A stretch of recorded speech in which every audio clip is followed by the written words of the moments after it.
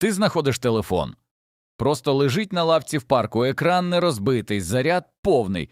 Озираєшся навколо. Нікого. Береш, думаєш, здам у поліцію. Але спочатку подивишся, чи є контакти, щоб зателефонувати власнику. Відкриваєш і бачиш, що телефон не заблокований. На екрані відкритий месенджер.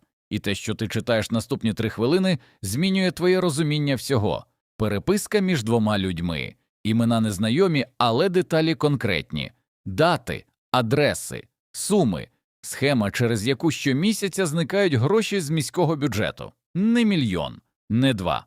Цифри з багатьма нулями. І прізвища людей, яких ти бачиш щодня на білбордах і в новинах. Ти сидиш на лавці і перечитуєш, руки тремтять, не від збудження, від страху. Перше, що думаєш, це здати телефон, просто здати і забути. Ти звичайна людина, вчитель математики в звичайній школі, 2 дітей, іпотека, старенький автомобіль. Це не твоя історія, ти не герой.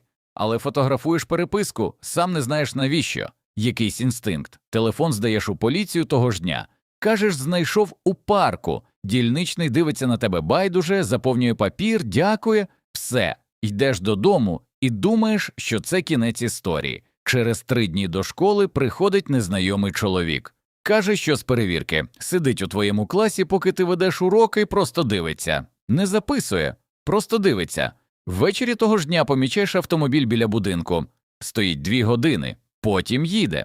Наступного ранку стоїть знову. Дружина питає, що відбувається. Ти кажеш нічого, все добре, просто втомився. Брехня дається важче, ніж хотілося би. Розумієш, що здавши телефон, ти не вийшов з історії. Ти в неї увійшов. Телефонуєш журналісту, невеликому медіа, маленькому незалежному виданню, яке читають 3000 людей. Жінка на тому кінці слухає мовчки, поки ти розповідаєш. Потім каже, у мене є ще 2 джерела з тією самою історією. Я чекала на 3. Матеріал виходить через тиждень. Наступного ранку ти прокидаєшся і бачиш, що його передрукували 17 видань. До обіду цифра стає 140. До вечора справа відкрита офіційно. Твого імені немає ніде. Журналістка обіцяла і слово стримала. Ти анонімне джерело.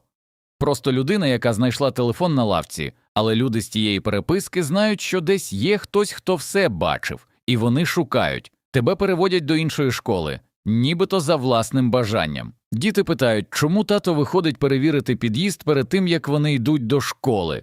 Ти кажеш, просто звичка. Дружина вже не питає нічого. Вона все розуміє і мовчить. Це гірше, ніж питання. Справа тягнеться 2 роки. 3 заарештовані. 1 виходить під заставу через місяць. Інший оголошує, що все це політичне переслідування, і його показують на всіх каналах. Ти дивишся на нього з кухні, поки п'єш каву, і думаєш про лавку в парку, про те, що міг просто залишити телефон лежати, пройти повз. Це була б інша розповідь, не твоя. Іноді шкодуєш, іноді ні. Справа закривається частково.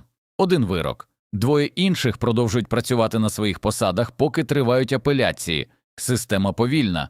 Ти це знав. Але знати і бачити на власні очі – різні речі.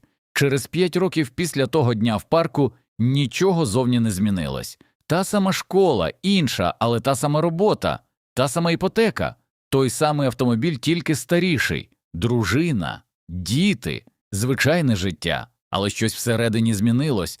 Важко пояснити. Ти більше не той, хто проходить повз. Не тому, що став героєм, а тому, що одного разу не пройшов і виявилось, що це можливо. Просто зупинитись, просто взяти, просто зробити одну незручну річ – телефон на лавці. Ось і вся історія.